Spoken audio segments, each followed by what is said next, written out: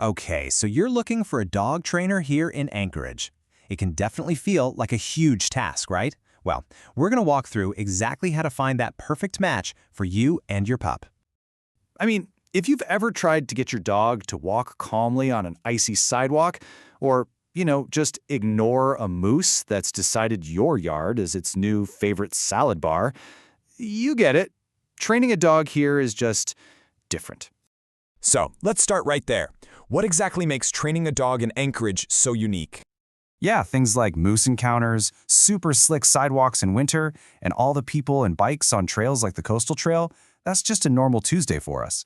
A good local trainer really understands this stuff. They know how to get your dog ready for all of it.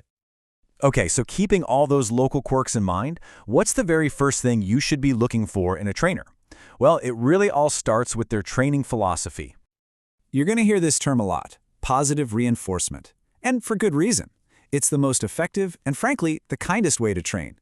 It's all about rewarding the good stuff, the behaviors you want to see more of. This is what builds that trust and reliability you absolutely need when you're on a crowded trail and need your dog to listen to you instead of everything else. Now, besides their general approach, you'll want to look at their credentials. Think of certifications as proof that a trainer has really put in the work, that they're up to date on modern science-based methods. So, what should you be looking for? Well, these are some of the big ones. A CPDT, KA, for instance, tells you their knowledge has been tested and verified. And if you're working on some tougher stuff, maybe some fear or reactivity, a certification like CBCC, KA shows they have specialized skills in that area.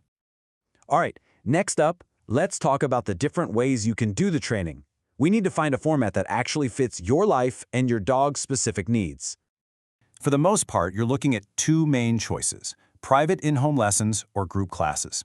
In-home is awesome because you're working on problems right where they happen, like that frantic barking every time a neighbor walks past the window. But group classes are great too. They're a fantastic way to practice focusing around other dogs and people in a controlled spot before you try it out on a busy summer day at Kincaid.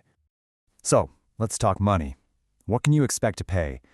Just to give you a ballpark, a single private lesson, usually about an hour to an hour and a half, is going to be somewhere in this range here in Anchorage.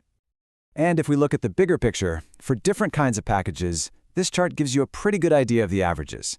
And yeah, you'll probably notice these prices might be a little higher than what you'd see down in the lower 48. That's pretty typical for Alaska, just due to our higher cost of living in general. Okay, so you've done your research. You've narrowed it down to a few potential trainers. Now what? What are the key questions you need to ask before you sign up for anything? Having this little checklist in your back pocket will help you make a really confident choice. I definitely pay close attention to number 3, their experience with our unique Alaska issues. And for number 6, make sure you get the total cost, especially if you live in, say, South Anchorage or Eagle River, because there might be travel fees. All right, so you've picked a trainer, you're starting to learn some new skills. Now for the best part.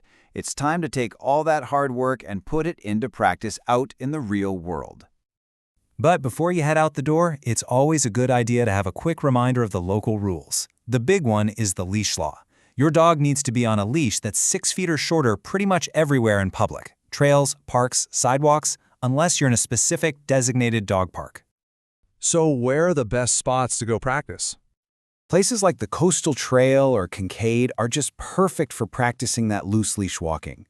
You've got real-world distractions, bikes, runners, maybe even a moose off in the distance. These are all fantastic training moments. And when it comes to practicing recall, getting your dog to come back to you every single time, you really want to start somewhere safe.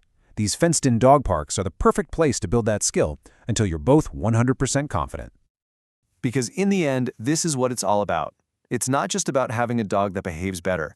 It's about building a real partnership. With the right training, your dog becomes this amazing, confident companion who's ready for anything, whether it's just a peaceful walk around the block or a big Alaskan adventure out on the trails. Best of luck with your training.